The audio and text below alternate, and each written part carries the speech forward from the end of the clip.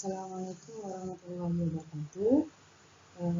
Terima kasih. Pada hari ini kita semuanya akan melanjutkan mata kuliah kepemimpinan dengan kelas pembelajaran jarak jauh, di mana perkenalkan saya Ibu Selviana, SMPH dari Fakultas Ilmu Kesehatan Universitas Muhammadiyah Pontianak.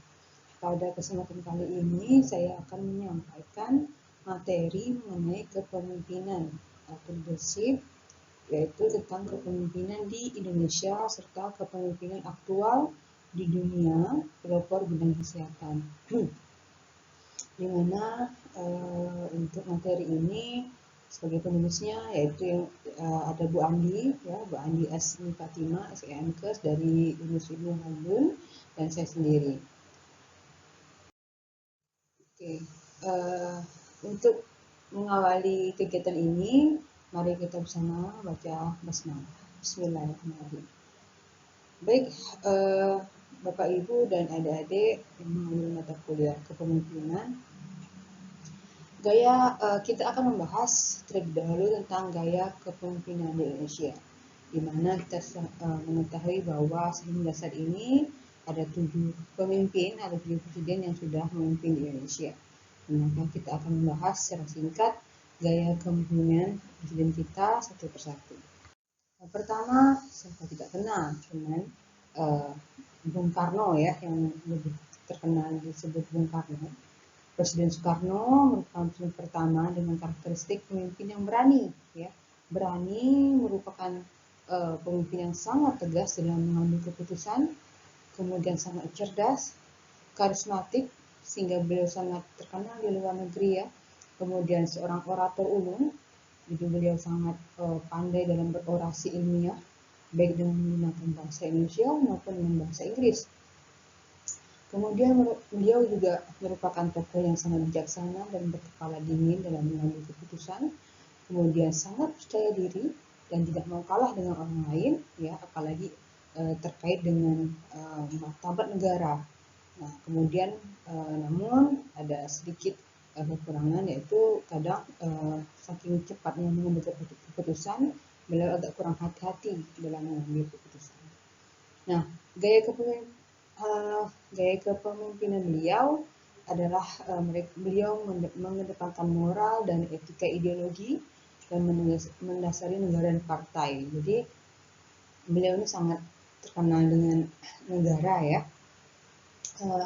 Partainya, ya, partai Anda sudah mengenal bahwa beliau suatu politikus yang sangat handal sekali. Kemudian beliau juga konsisten dalam menjalankan suatu keputusan, kebijakan, dan sangat fanatik. Nah, kemudian selanjutnya ada Presiden Soeharto. Nah, Presiden Soeharto ini kalau saya pribadi sendiri masih sempat merasakan dipimpin oleh Presiden Soeharto sejak waktu saya kecil-kecil, ya. Pada saat saya SD masih merasakan dipimpin oleh beliau. Nah, merupakan presiden yang cukup lama memimpin negara Indonesia ini dengan karakteristik kepemimpinan seorang yang sangat jelas, kemudian mempunyai target visi dan misi, dan kita juga mengetahui bahwa beliau memiliki background seorang jenderal, ya, sehingga beliau itu sangat mahir dalam strategi. Beliau terkesan tidak banyak bicara, namun banyak lebih cepat bertindak, ya. Kemudian pandai menggunakan kesempatan. Ini sangat tercermin sekali bahwa beliau memiliki background seorang tentara, ya. Kemudian pandai menggunakan kesempatan, kemudian juga murah senyum dan berwibawa. Nah, gaya kepemimpinan beliau merupakan gabungan dari proaktif, ekstraktif, dan adaptif antisipatif.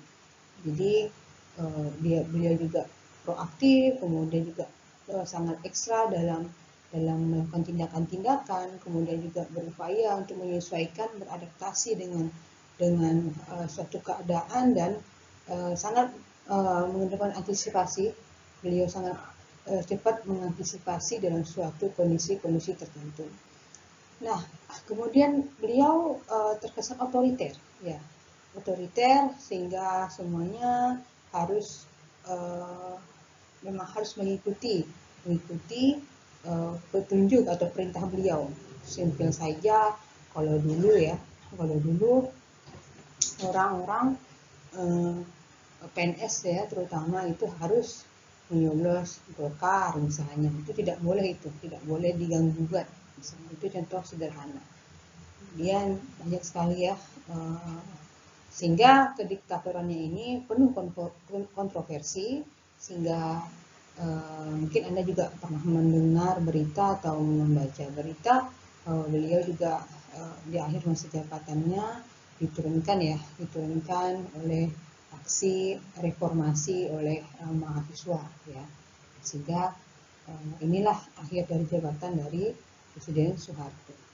Ya kalau dibilang dulu lebih adem ya, lebih kondusif atau apa ya, tapi memang di akhir tahun 1998 kalau nggak salah saya itu sudah mulai terjadi guncangan-guncangan yang sangat hebat, terutama dari mahasiswa yang sangat memprotes aksi KKN yang bisa yang disematkan di beliau ya, korupsi dan nepotisme. Kemudian ada Presiden B.J. Habibie. Nah, ini merupakan presiden dengan ilmu yang sangat jenius, sangat terkenal sekali ya, sangat terkenal dan terkenal karena kecerdasannya, terutama kecerdasannya dalam membuat pesawat ya. Kemudian akrab yang bergaul, ramah, sangat detail ya. Kemudian pengambilan keputusan yang masih labil ya, karena banyak sekali yang harus dipertimbangkan oleh beliau dan backgroundnya juga ilmuwan ya. Beda dengan Soeharto yang backgroundnya adalah TNI yang tegas cepat gitu.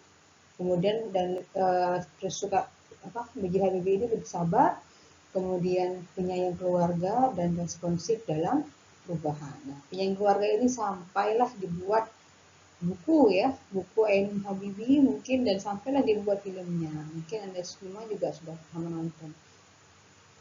Kemudian gaya kepemimpinan beliau adalah gaya kepemimpinan dedikatif, fasilitatif ya, dedikatif, kemudian mampu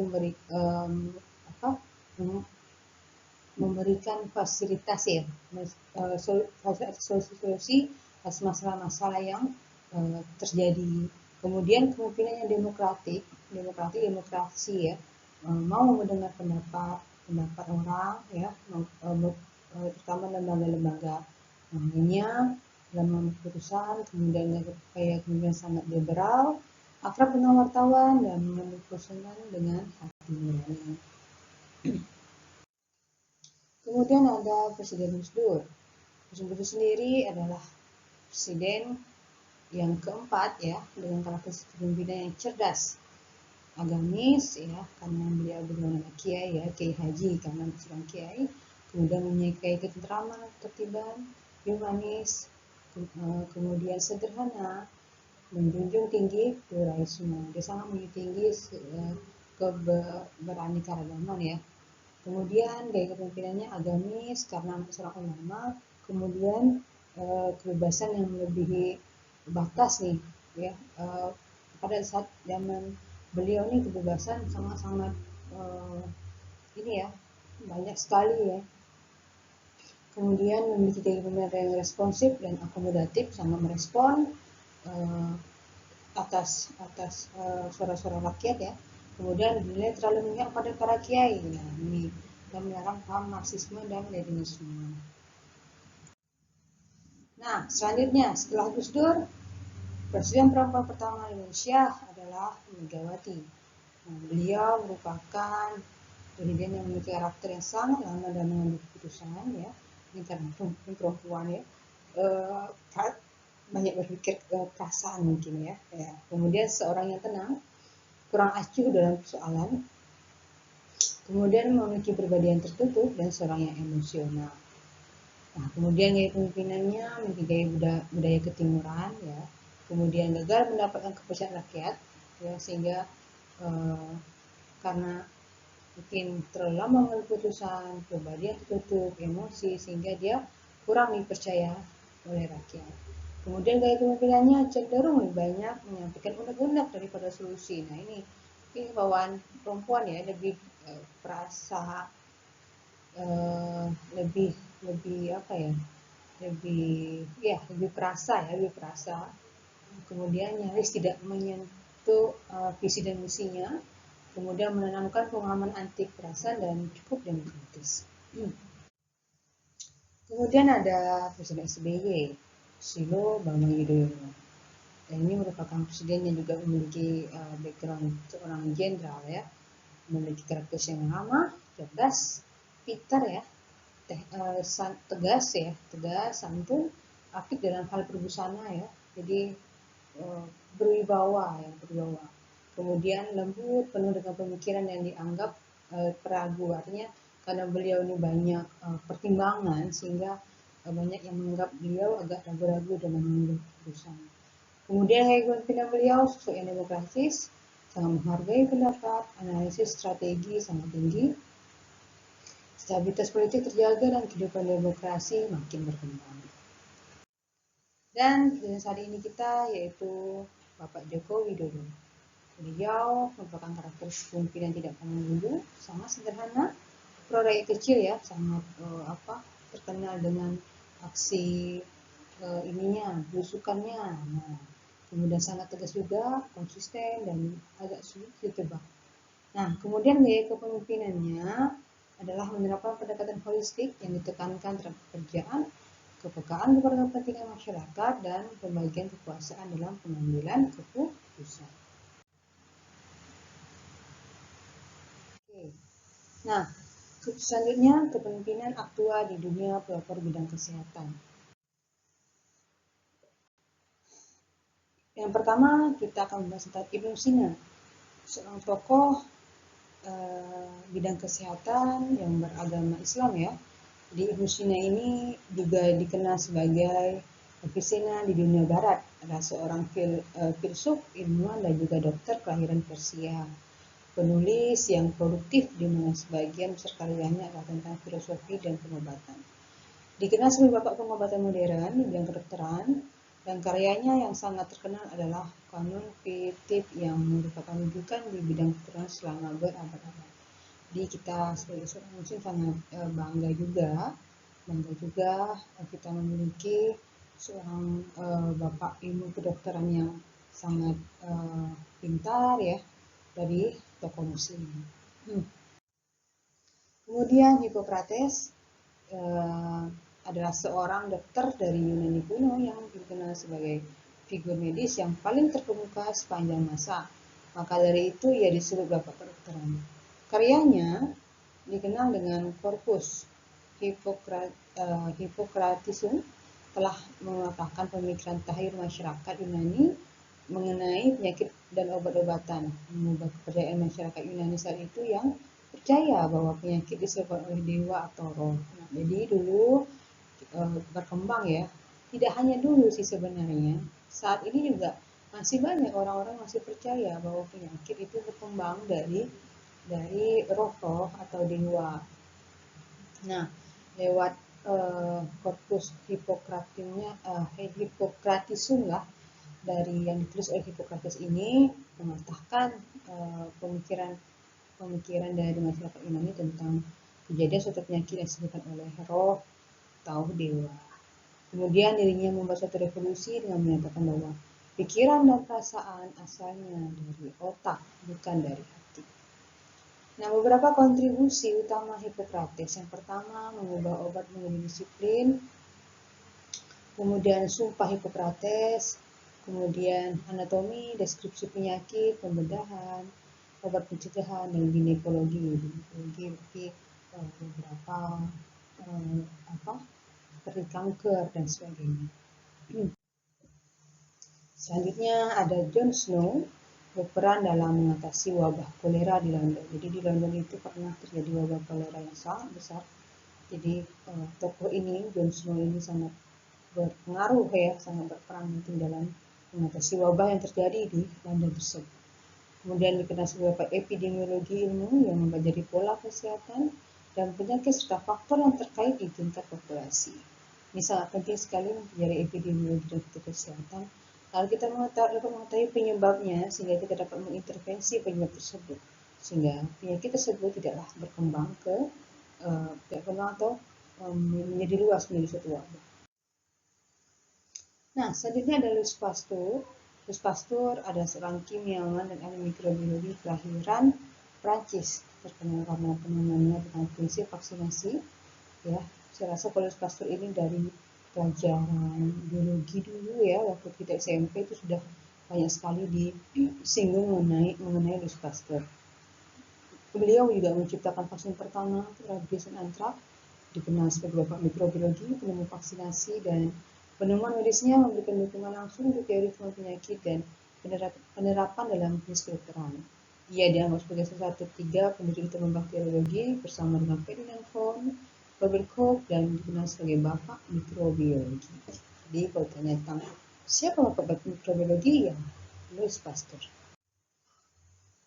Oke, sebenarnya masih banyak lagi, ada Edward Jenner, Florence Nightingale, Florence ya, Joseph Lister, Sigmund Freud, Marie Curie, Alexander Fleming, Francis Crick, and James Watson.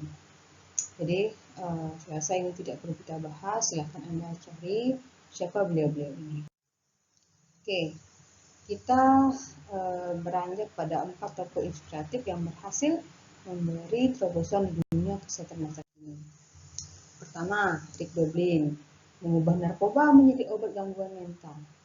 Nah, beliau merupakan ilmuwan dan terapis asal Amerika, memanfaatkan LSD, ekstasi, hingga magic mushroom untuk menyembuhkan penyakit post-traumatic disorder atau PTSD.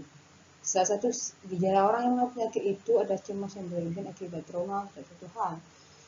Biasanya orang yang terkena penyakit ini adalah mereka korban bencana hingga korban perang. Sehingga biasanya seperti saat ini ada perang di Afghanistan, pastinya masih banyak masyarakat yang trauma, terutama anak kecil atau bahkan ibu-ibu atau negara sipil. Nah, ini salah satu yang penemuannya adalah dengan memberikan obat untuk gangguan mental akibat seperti trauma-trauma seperti peperangan. Kemudian ada Rusika Fernandopoulos menggagas asuransi kesehatan murah, mendirikan perusahaan tujuannya untuk melawan asuransi kesehatan mainstream lainnya yang diberi nama Loracle. Jadi saat itu banyak sekali asuransi kesehatan yang sangat mahal sehingga tidak menjangkau kemampuan masyarakat. Nah, beliau inilah menggagas asuransi kesehatan murah sehingga harapannya masyarakat mampu mendapatkan hak-haknya, mendapatkan pelayanan kesehatan, terutama dalam mendapatkan pengobatan ketika sakit dan mendapatkan promosi kesehatan agar dapat mencegah dari suatu penyakit. Selanjutnya ini ibu-ibu namanya Anne Wojcicki ya, menciptakan alat pendeteksi penyakit lewat DNA. CEO dan pendiri startup 23andMe bergerak di bidang pengujian genetik DNA yang memungkinkan seseorang mengetahui kepribadian hingga penyakit yang berpotensi menyerang. Jadi dia mampu menciptakan suatu alat dengan mendeteksi penyakit-penyakit lewat DNA. Selanjutnya ada Stephen Person, mencegah penipuan terhadap pasien dengan membuat daftar harga obat-obatan dan perawatan yang sebenarnya. Nah, jadi ya, yang namanya orang sakit, biasanya berapapun harga yang diletakkan oleh suatu misalnya suatu pelayanan kesehatan itu karena merasa butuh ya terkait sama nyawa, biasanya orang akan berapapun akan dibayarnya. Makanya ada beberapa perusahaan yang nakal dalam oknum ya, meletakkan harga sangat tinggi sehingga harganya sangat mahal. Namun karena masyarakat butuh, akhirnya ada yang sampai berhutang, sampai menjual ini itu.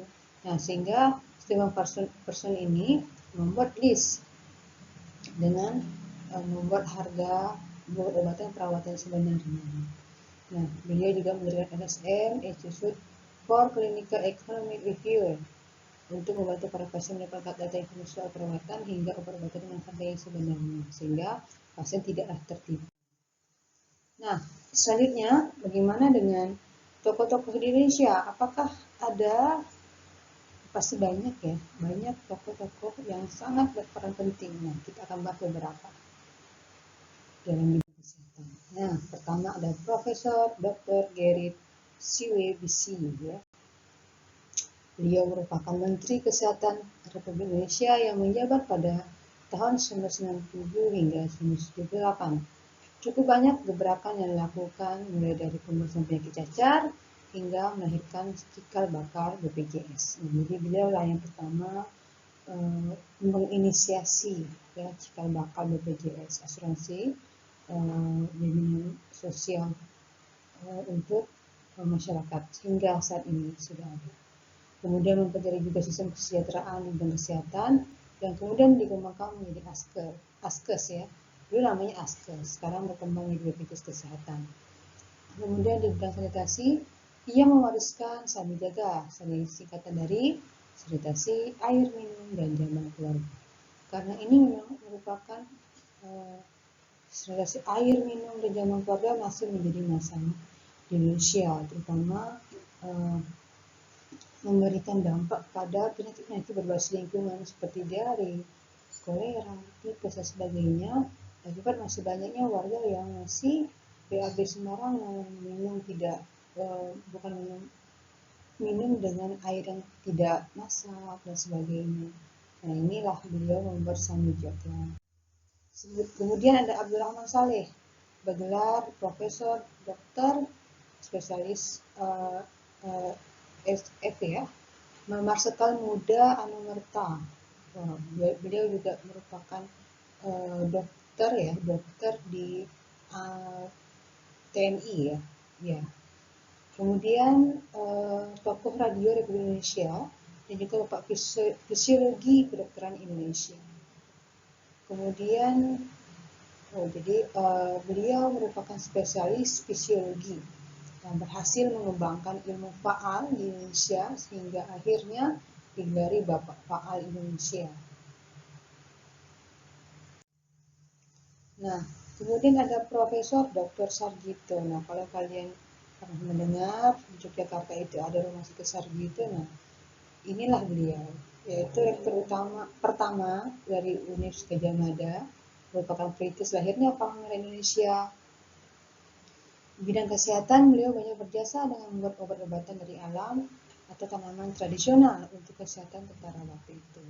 Sampai saat ini, obat-obatan yang berhasil sekarang beliau yaitu obat peluru atau penghancur batu ginjal. Nah, ini ya banyak sekali orang yang terkena ginjal dan alhamdulillah beliau menemukan obat tersebut dan sangat bermanfaat untuk penderita batu ginjal. Kemudian obat dari bahan tanaman pempuyung itu ditemukan karena beliau melihat akar pohon yang menempel di cadas bukit di Kapur itu bisa hancur. Nah, inilah beliau mengembangkan pengaman tersebut menjadi suatu obat. Selanjutnya, nah ini ada Ibu Hasri Irin Habibie. Semasa hidup mendiang istri dari B.J. Habibie ini yaitu Ibu Hasri Irin Habibie membangun bank mata yang memiliki manfaat cukup besar bagi keberlangsungan hidup masyarakat Indonesia. Selanjutnya ada Dr. Muwardi, adalah seorang dokter yang mendirikan sekolah kedokteran dan membentuk gerakan rakyat untuk melawan aksi-aksi PKI.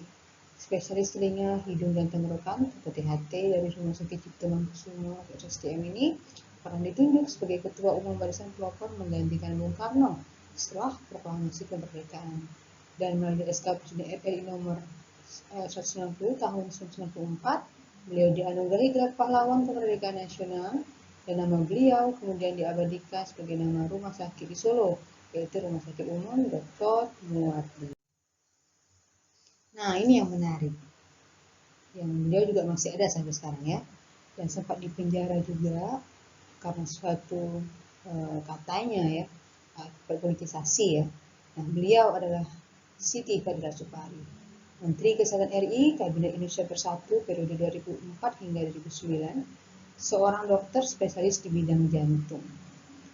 Beliau merupakan tokoh wanita di dunia yang berani mengkontroversi dengan mengkonfrontasi dengan Organisasi Kesehatan Internasional atau WHO dikarenakan tak ada keterbukaan dan kejelasan soal pandemi virus flu burung yang pernah menyerang Asia Tenggara. Terutama ia menyorot bagaimana prosedur pengiriman sampel virus dari Indonesia itu tidak bisa dipertanggungjawabkan.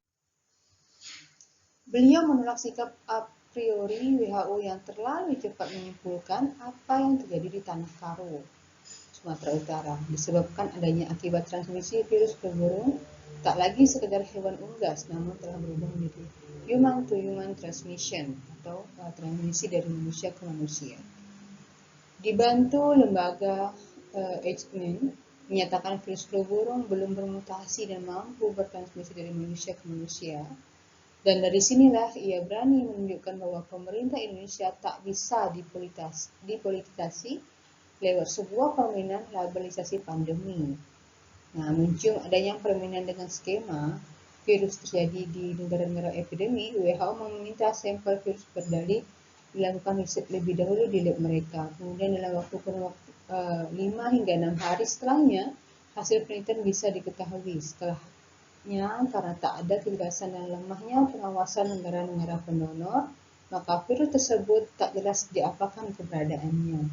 Nah, disinilah proses bisnis kesehatan akan terlihat nanti, di mana vaksin dibuat oleh negara-negara maju dan negara yang menderita epidemi justru diharuskan membeli produk hasil korporasi mereka. Dan inilah yang sempat dicurigai yang terjadi pada kasus COVID-19.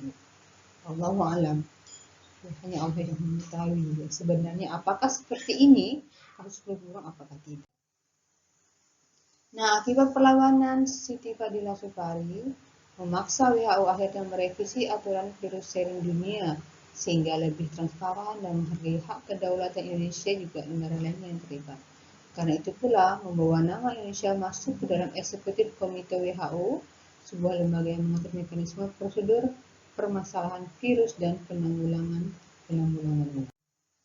Sehingga virus flu burung belum sempat marak ya seperti COVID-19 di Indonesia. Akibat jasa beliau inilah. Nah, lahirnya sharing influenza virus and access to vaksin, yang mana hal ini menjadi pengikat anggota WHO dan pihak swasta serta industri farmasi untuk melindungi global public health dengan prinsip kesetaraan, transparansi, adil, dan menguntungkan semua pihak. Dan beliau juga menulis buku tentang saatnya dunia berubah, tangan Tuhan di balik virus flu burung. Jadi beliau mensiratkan buku ini bahwa keanehan pertangan Tuhanlah flu burung itu tidak menjadi wabah di negara Indonesia. Tidak seperti di Cina, Jepang pada saat itu ya. Oke.